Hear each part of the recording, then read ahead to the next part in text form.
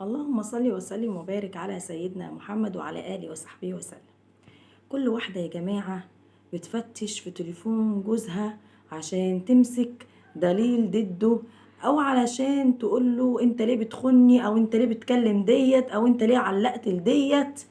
محدش هيتعب في الموضوع دوت ونفسيته هتتعب غيرك.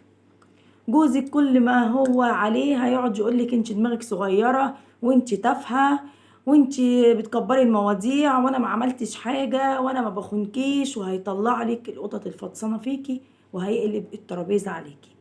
يبقى اسلم حل يا جماعة ان احنا نعمله، ما تفتشيش في تليفون جوزك عشان انتي اللي هتطلعي غلطانة في الاخر، وغير كده هيبقى شكلك وحش قوي.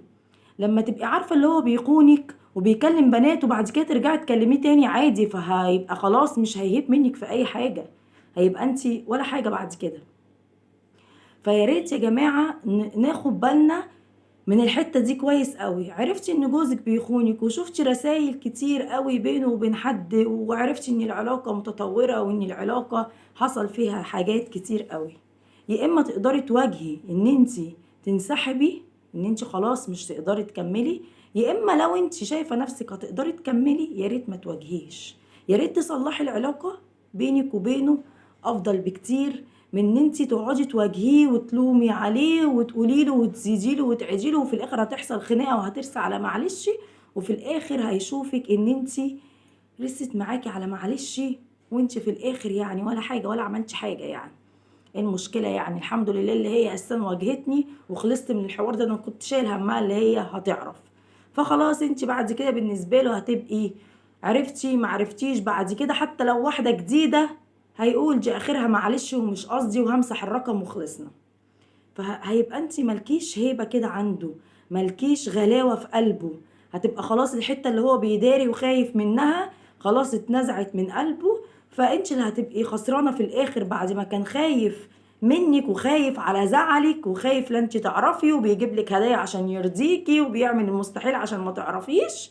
خلاص كل الاوبشن اللي انت كنتي بتاخديه دوت هيتمنع عنك وهيبقى امر واقع.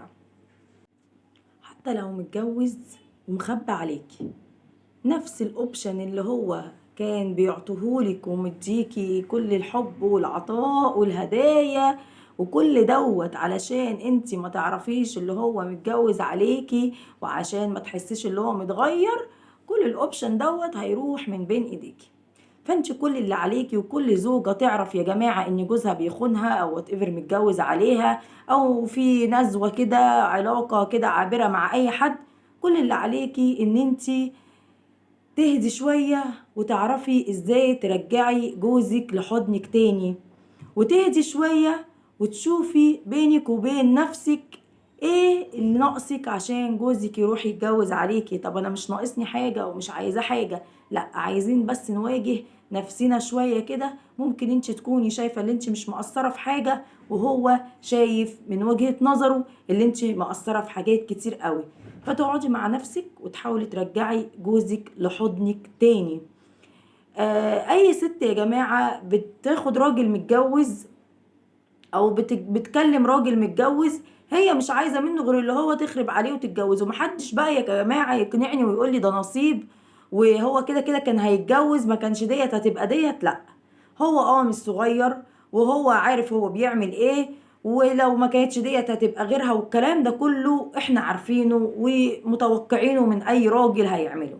بس انا بلوم على الست اللي يعني اكتر ان هي بتبص للراجل المتجوز ديت، لان انتي عارفة ان هو لما هيخوض علاقة معاكي سواء جواز او كلام او وات ايفر اي حاجة هيخرب على بيته الاولاني. دي قاعدة، لان اي راجل شايف مراته ملاك وشايف ان هي مثلا ما فيهاش حاجة، اول ما تلاقي واحدة وقعت في طريقه خلاص هيشوف مراته ديت شيطان رجيم مش على الارض والله العظيم، وهيبقى بيتلكك لها على كل حاجة، وهتبقى انت كده السبب في خراب البيت. ومراته هتلاحظ ان هو اتغير معاها، وهتلاحظ ان هو معاملته ليها اتغيرت وما كانش كده. ما هو بسبب ايه؟ بسبب واحدة دخلت خربت البيت. لو ما كانتش الواحده دي دخلت وسوست في دماغ الراجل او دخلت له من سكه هو مثلا بيحبها ومفتقدها عند مراته، هتلاقي الزوج دوت بيستسلم للست ديت وماشي معاها في الطيار. فانا بلوم بصراحة على الست اكتر في العلاقة ديت اكتر من الراجل، لاني مهما كان الراجل والله يا جماعة يعني انا بحس اللي هو بيبقى مظلوم في الحتة ديت شوية، لان ممكن يكون ناقصه حنان شوية من البيت فبيلاقيه من بره فبيتشد يعني من غصب عنه، مع انه المفروض يراعي بيته ويراعي عياله.